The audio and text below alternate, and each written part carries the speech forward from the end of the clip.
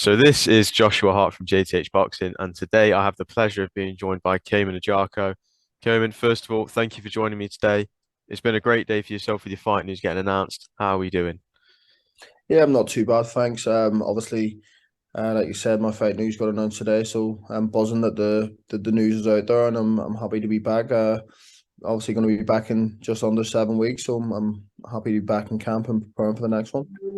I think it's been a while out of the ring for you. We've not seen you since last July on the Chisora Pulev undercard.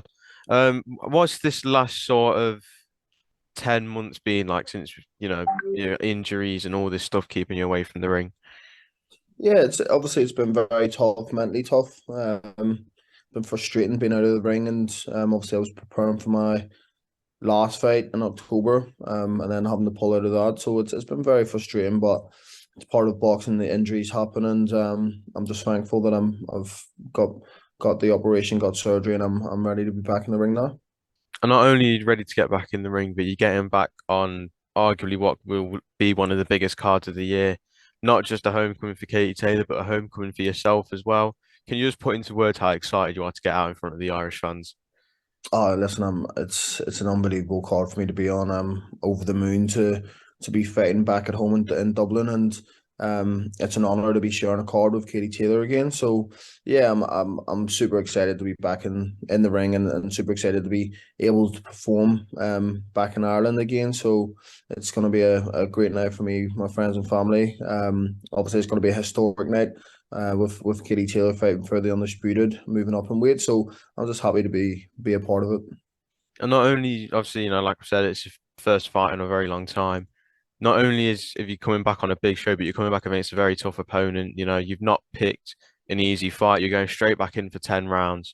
What was the choice in picking Grant Dennis as an opponent? Yeah, I said to my manager and my team matchroom that I didn't want to come back against a journeyman. I don't really see the point in having even though this is people would say that I'm levels above Grant Dennis. I don't see the point in having a warm up fight essentially against a journeyman. So I wanted a test. Obviously we didn't want any world beaters. That's any real banana skins, but somebody who's certainly going to test me, and hopefully I pass the test. So can you just, talk about what Katie Taylor's done, not just for female boxing, but also for boxing in Ireland as well? She's one of the biggest names in the sport. What is it like to be from her home? Yeah, of course. Listen, Katie's paved the way for all of us as fighters, especially giving us young pros opportunities like this to go back home and perform and be a part of a massive night and a massive card. So yeah, listen, Katie here's an Irish legend, and she's done so much for Irish boxing and female boxing in general. And yeah, she's a credit to her country, her family, and like I've said before, it's an honor to share the card with her.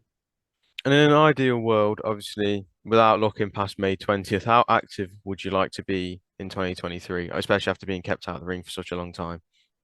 I want to be straight back in there July, early July. So get this fight out of the way, a week off and straight back into camp, and hopefully I'll be back out in July. That's the plan. I think being out of the ring for nearly 10 or nearly a year by the time I fight, I have to make up for lost time, and I wanted to be active in 2023, and unfortunately I had to get surgery at the start of 2023. So yeah, I'm looking to be kept active. I want to be at least 3 fights this year. I'll be pushing to fight 4 times if Eddie lets me and it's possible. So I hope to be out in July time.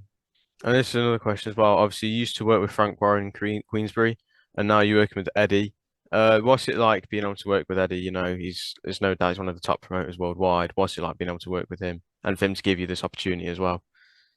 Yeah, it's great working with, I believe, Eddie Hearn's the leading promoter in boxing right now. So it's great to be able to work with him. And very thankful for the opportunities that he's given me so far and the opportunities that he has planned for me. So it's great to obviously be a part of the Matchroom stable and get the chance to shine on the big shows. And this is another thing as well. You always mention you want to become the first Black Irish world champion. Um, in an ideal world again, when would you like to see yourself go for a world title? I know obviously, you're still very early on, you're still learning, but what would you set yourself as that timeline for when you would like to become, or at least get a world title fight? Within the next 2 years, I think before I turned pro, I set out to be a world champion before I was 28. I'm 26 now. I'm ranked number 10 in the world. So get this fight out of the way, push on to European title level, and then I'll be knocking on the door for world titles early 2024. Caoimhín, thank you for your time today.